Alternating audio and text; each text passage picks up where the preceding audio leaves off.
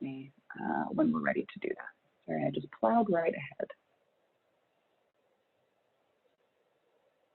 We'll give things one more moment, Joe, so we can hit record.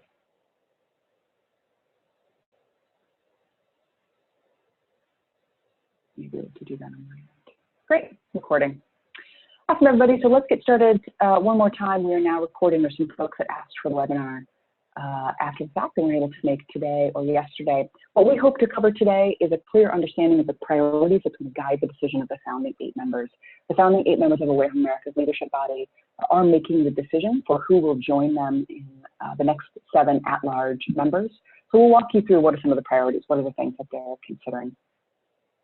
We also want to give you a clear understanding for the process for selection, what the application looks like, sort of walk through what are the next steps to actually fully constitute this leadership body. We'll answer any questions that you might have.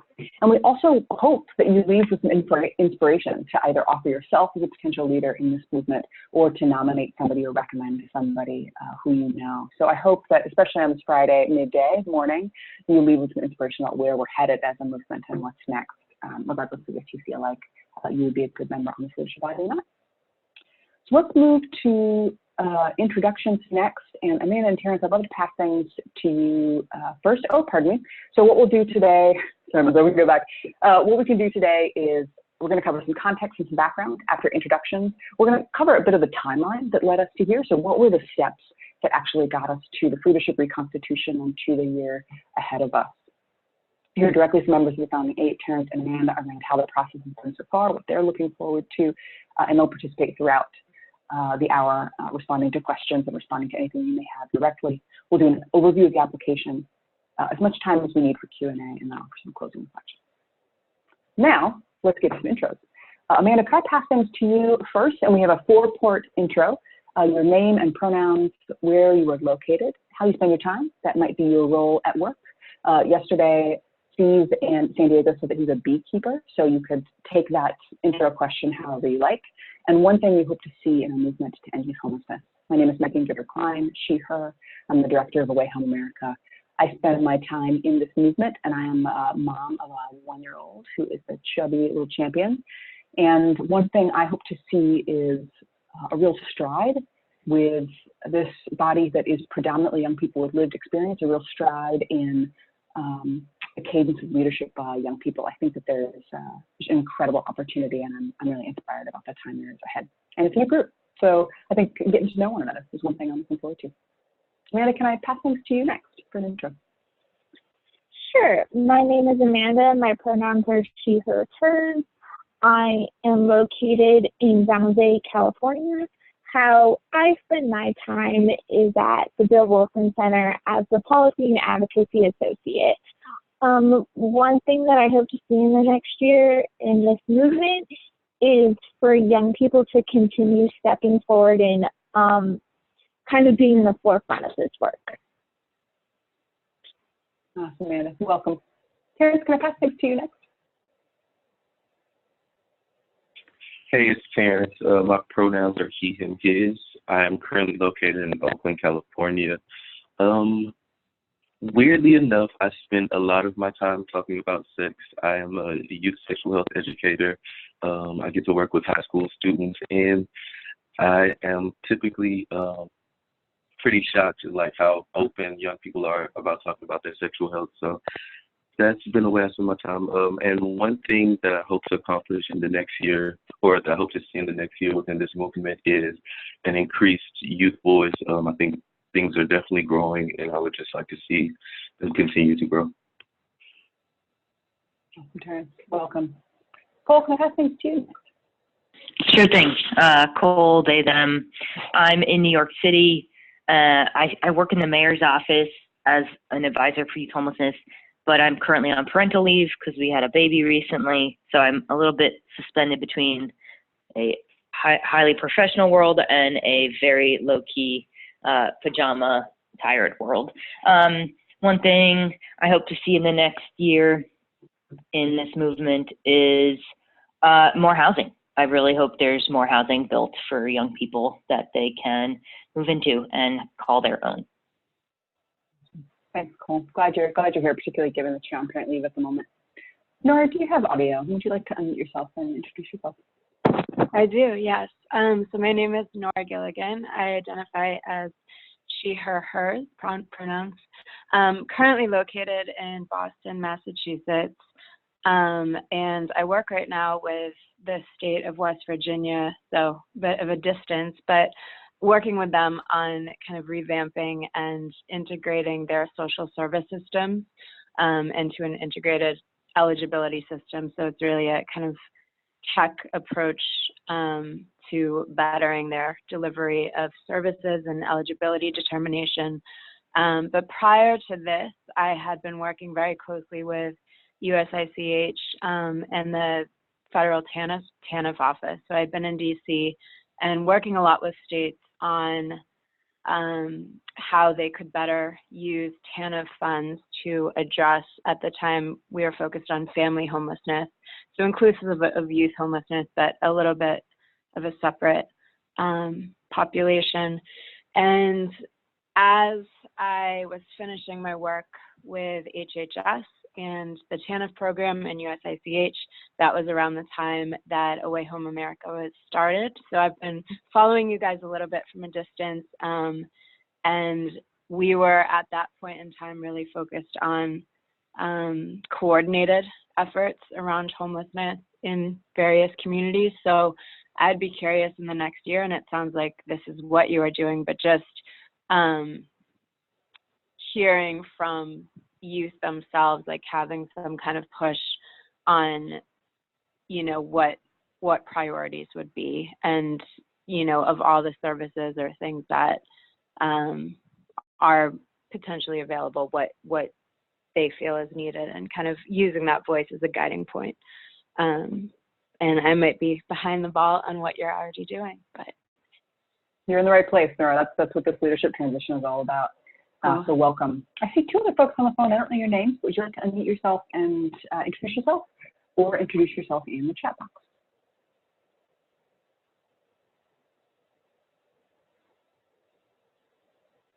We'll wait for folks to introduce themselves in the chat box. Let's dive in. If you are just struggling to find your unmute, feel free to interrupt me. Let's move to the next slide. So what I want to do before I pass things to Amanda and Terrence is offer a little bit of context.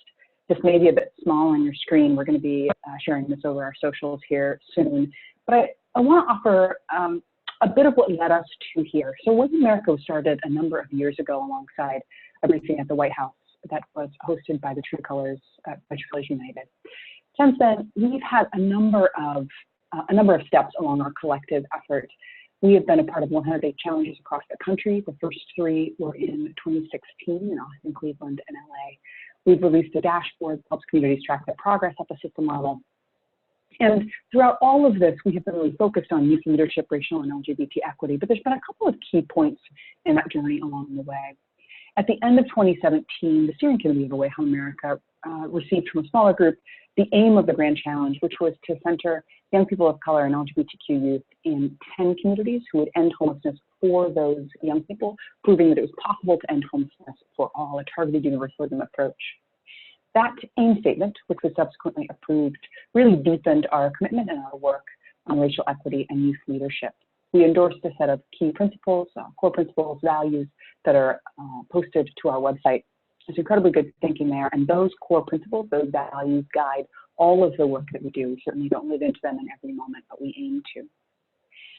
After those principles were endorsed by our leadership at Away Home America, earlier this year, those leaders, that steering committee, said, gosh, in order for us to live into these values, we actually need to step back from this table that we so enjoy being at and create space for young people with lived experience of homelessness to lead. And the primary influence in our leadership body needs to be young people who have experienced homelessness themselves.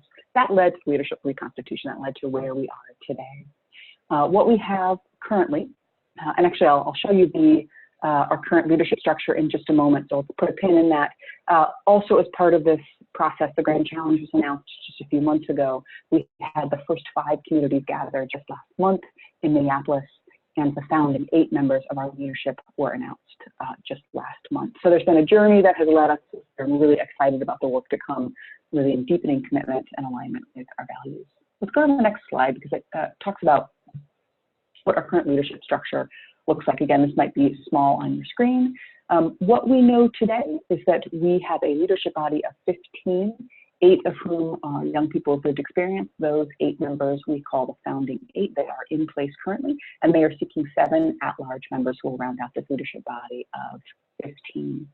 We also expect early in the year to put a call out for co-conspirators. That is everybody in the movement that says, you know, not only do I want to end youth homelessness, but I want to be a co-conspirator with this leadership body to really center these values and to work relentlessly to get there, to show it's possible to end youth homelessness. And around that, of course, is the movement at large. But there will be a particular role for co-conspirators to connect on a regular basis with the leadership body. You'll also see our priorities there for 2019. Obviously, we're moving into the next year, but our expectation is that we will continue to advance the grand challenge. The leadership body is a key part of our work this year, and we're also working towards the data strategy, and policy work is a key line of our work. So a little overview of where we're at and where we expect to go. Let's go to the next slide.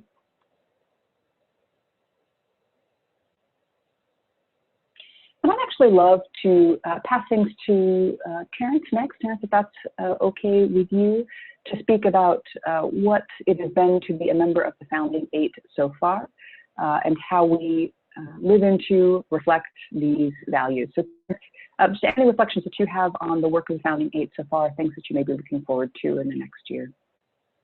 For sure. Thanks, Megan. I am super excited about the work of the founding 8. I had a little bit of context about the Away Home America Steering Committee prior to becoming a member of the founding 8.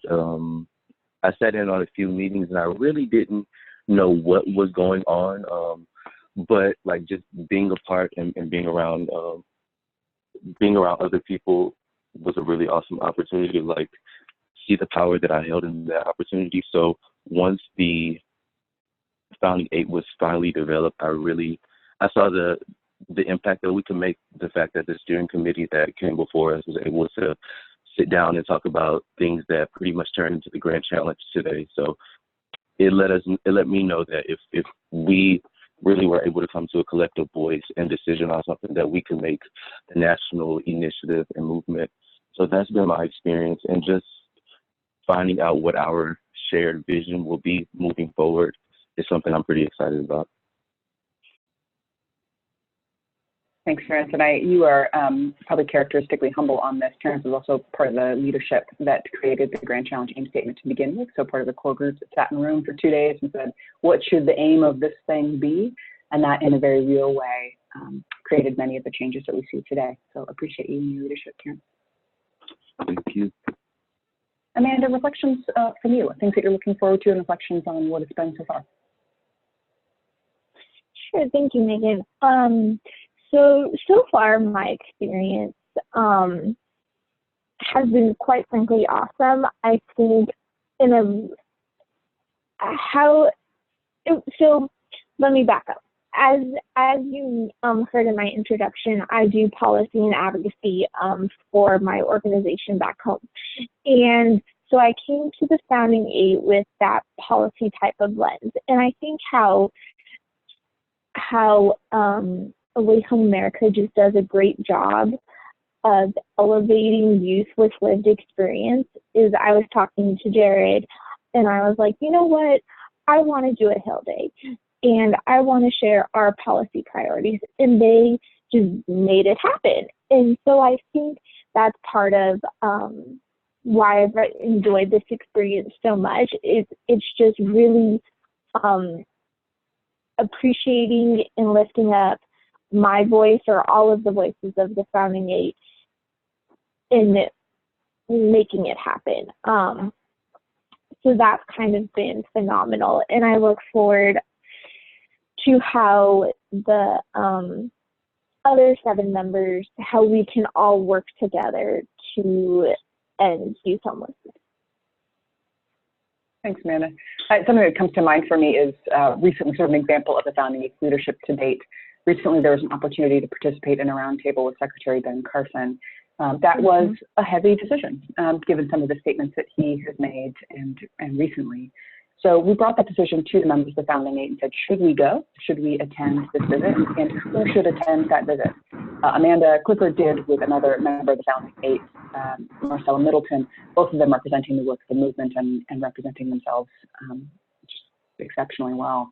And I think overall it was a good experience, and I think one that we represented in line with our leadership. So just one example of how the Founding Eight has been showing up as leaders in the movement to date. Let's move to the next slide, and Terrence and Amanda are here to respond to questions and to add context as we go, and I want to get to the Q&A because you may have questions. If there's things that are coming to mind that you want to drop in the chat box, feel free to do that too. Let's talk a little bit about the application before we do that. So the application has a couple of components. One is a narrative response about your interest and experience. It's no more than 2 pages, and it's just attached as a single PDF to the application form. We ask for a resume. No need for that resume to be buffed and shined. Simply sort of a record of what your work has been and your interests have been is fine. The Founding Eight are asking for 2 references, one personal and one professional. So the personal reference and the professional reference, we just need contact information. We actually don't need a letter. So that is a misconception that we've heard. We just need contact information so that the Founding Eight can speak with these folks. And then an introductory video. So that video has caused some angst for some. It is a 1-minute video. It can be on a cell phone. That is just fine. It's simply a way for Founding Eight members to see and hear you. So those are the components of the application. And a question that has come up from some is, gosh, this is a lot. There has been a reaction from some. This is a big application. And I'll have Amanda and Terrence speak to that in a moment. I think the short thing that I want to say as the director of AWHA America is that's by design. This is not intended to be a regular thing. This is intended to be something that folks approach with intention. So the Founding Eight has developed the application, the questions, the components that they're looking for, and there's been incredible thoughtfulness to that. So let's move to the next slide. Reminder, the applications are due on November 27th at 5 Pacific. East Coast folks, you have a little more time. You are welcome. And that, heads up, is a bump from an earlier due date that we had. So you get a couple more days just before Thanksgiving to submit your application. And moving on to the next slide, I want to cover a couple of questions that have come up, and then we'll open up the Q&A. Will the new leadership body be all young adults with lived experience? The at-large members are not explicitly young people with lived experience. They certainly may be. The design of a leadership body is 15 individuals total, 8 of whom by design are explicitly young adults with lived experience. 7 at-large members may or may not be. The application process seems complicated, just spoke to that. That is by intention. We want folks to offer themselves and be comfortable in a variety of modalities here. The third question is around supporting travel to meetings. We've heard from a couple of folks that say, gosh, I see in the application that you need to be able to support your own travel to up to 3, potentially 4 meetings a year at a variety of locations around the country. What if I'm not able to do that? Potentially my place of employment is not able to do that either. The short answer to this is there is a clear budget limitation that AWHA America has. We support travel for the Founding Eight members. We're not able to do so for the 7 at-large members. And we live in a day and age where remotely attending things is possible. So we appreciate the value of in-person meetings. You just really can't replace that. If you are not able to pay for your own travel and you are the leader that the movement needs at this time, we're going to find all sorts of creative ways to work around that. So don't have that stop you. Are there bylaws? How will leadership be organized? These are all questions that the Founding Eight with the leadership body needs to pursue at the beginning of the year. So we don't have a comprehensive set of bylaws yet. That is for this new leadership body to set. That is an open question. Will former steering committee members be on the new leadership? Absolutely, that's totally possible. The 7 at-large members are intended to be leaders for this moment that the movement is in today. They may be former members of the steering committee. They may be new leaders that have not yet served as part of AWHA America. They may be community-based folks, likely a mix of all. So we intend this to be a newly constituted leadership body. Some of the members may certainly be former members of the steering committee. And how else might be involved? I mentioned the role of a co-conspirator. Something that we expect early in the year is that the leadership body will ask for co-conspirators and invite those co-conspirators to participate on regular calls, to participate by informing the leadership body and doing supporting elements of the work. So there will be a way for folks outside of this leadership body to support and say, I want to live into these values. This is work that I support and I'm a part of this movement, and raise their hand. Let's cover a couple of upcoming dates really quick, just as a reminder what the process will look like. Again, applications are due November 27th. In December, the founding 8 are going to review those applications and select the finalists. We anticipate interviews December 12th and 13th. Again, that's by video. And then applicants will be selected and notified the week of December 16th. In January, we expect the first call of the leadership body and likely actually an in-person meeting in February. Heads up, there will be a State of the Movement, an event for all to join a big tent event in June that is likely to be in DC, and the dates are still being confirmed. So I would love actually, Terrence and Amanda, if there's anything that you want to add, kind of refining those questions or anything else before we open things up for Q&A? What have I missed? I think you explained it pretty well. Agreed. Amanda, Terrence, thank you. Available for questions, and let's move to that, actually. What questions do you all have? What can we help answer as you consider if this is an opportunity that you may want to express interest in personally, or if there's somebody that you may want to nudge, a colleague or a leader in the movement that you would love to see as part of the leadership body, you are also able to nominate members and they will get a personal reach out from us. So questions, what haven't we covered? This is Cole. I'm wondering how, if selected, how long the commitment is for. Yeah, that's a great question, Cole. It actually came up on yesterday's webinar too. That'll be part of the bylaws. We don't have that set just yet. So that is a decision that the leadership body will need to make. My expectation is that that's likely a year or two in staggering terms, but that's an open question. And if someone applies or is nominated, doesn't get selected, how does one become a co-conspirator? Yeah, so that call is going to come out at the beginning of the year. Expect to see that. That will be public and loud. We don't have that process set just yet. Something that I anticipate is that co-conspirators will participate in regular calls with the leadership body, both to inform the leadership body about what they may be seeing across the movement, and also just a virtual place to connect. Away from America, part of our role is that we are a big tent, we are a movement building entity. There should be and is a role for everybody. So we'll determine what that looks like, but I have a couple of assumptions about what that might be. So TBD, Cole, and maybe just assume that the commitment is the rest of your life, but that the leadership body term is probably 1 or 2 years. All right. There are questions that folks have responses, and feel free to also chat things as well, but I want to make sure that folks leave with the clarity that they might need. This is Nora. What, I guess I'm curious, like, what would be an example of either like a decision or kind of a bigger picture initiative, or, you know, just an example of something that the 7 might be expected to weigh in on or, you know, have a role with? You know, that's a great question. Actually, it came up on yesterday's webinar as well. And Amanda and Terrence may have additional thoughts to this. I would flag 2.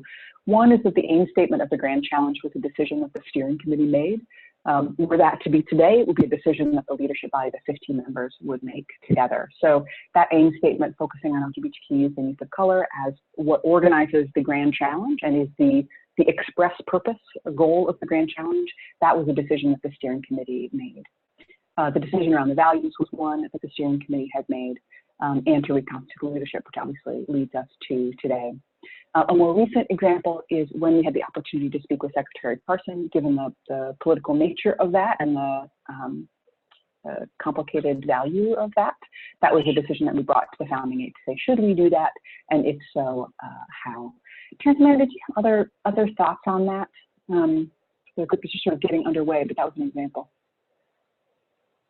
I think another example will be our policy priorities and what they should be, is something I'm hoping to get the full body to weigh in on.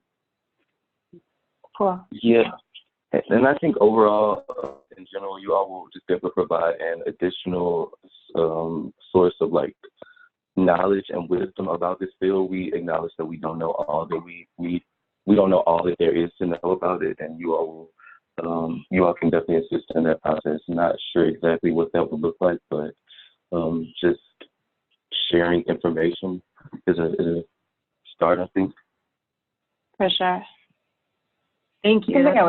want to underscore is that the leadership body of 15 is essentially the board of directors for AWHA America. I say essentially only because we are an initiative, not a nonprofit, and we have a fiscal sponsor which has an official board.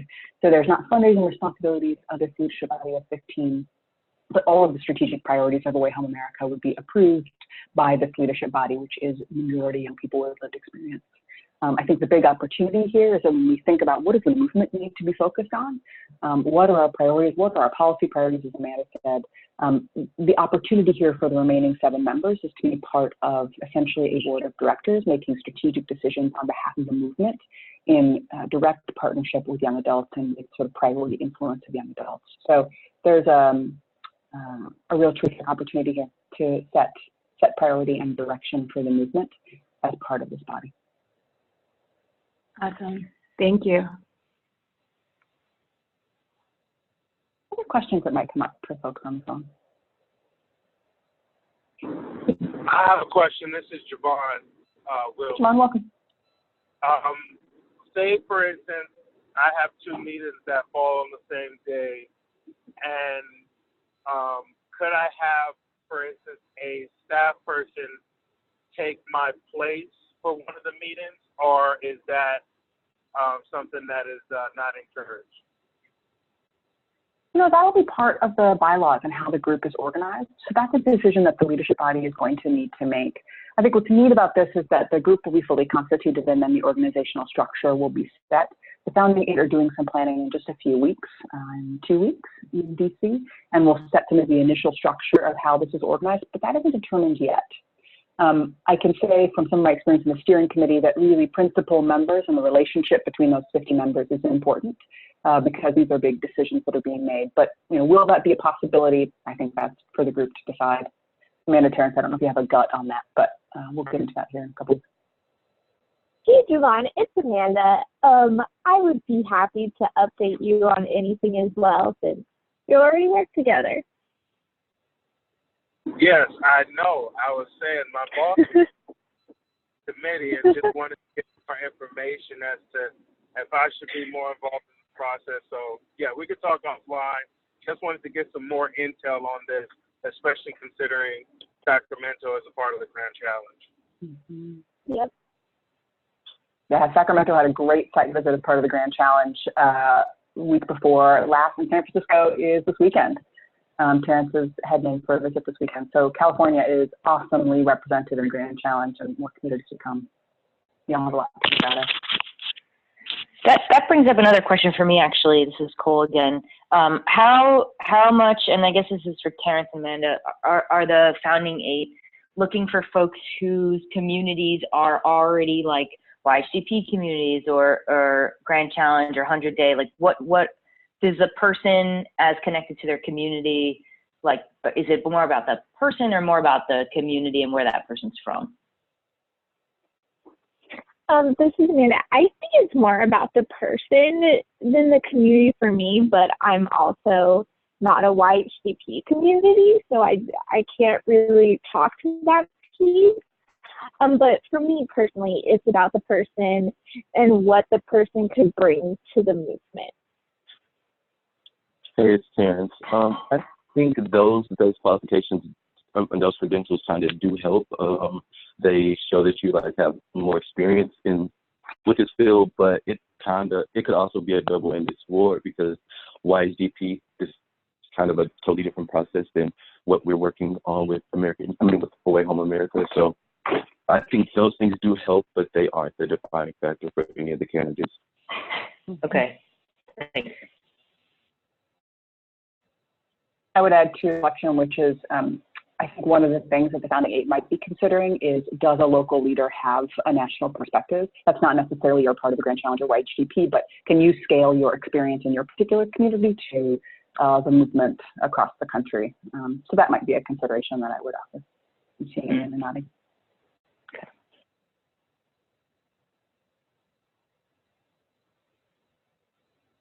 Wonderful, everybody. I'm going to take a long pause here. Are there any other questions? And while you're thinking if there's a question that you have not asked yet that you want to, I want to flag again a couple of the upcoming dates. So applications are due at the end of the day on November 27th. and we expect to notify applicants the week of December 16th. A call in January and likely the first in-person visit in February. That will be based on the schedule of that leadership body of 15. If you have questions that come to mind later, feel free to reach out to myself or any member of the Founding Eight. I can also connect you with Founding Eight members if there's a specific question. And I'd like to just do one more long pause. Is there any other questions that folks have that have not been answered at this point? I want to make sure that folks have the clarity they need.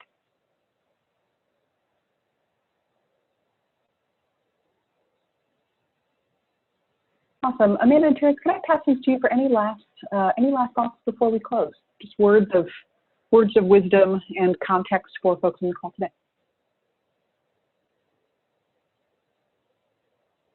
Hi, all. This is Amanda.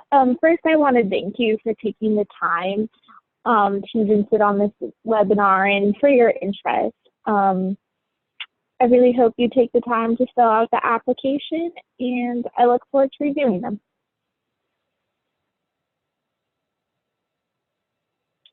I definitely want to echo Amanda. I thank you all for taking time out of your busy day to actually make time for this and for your interest. And I look forward to hopefully working with you all in the future. Awesome, y'all. Thank you so much for being here. Please reach out if you have any questions that emerge in the next couple of days. Have a wonderful weekend. And thanks for being part of this movement. Thank you all. Thanks. Thanks.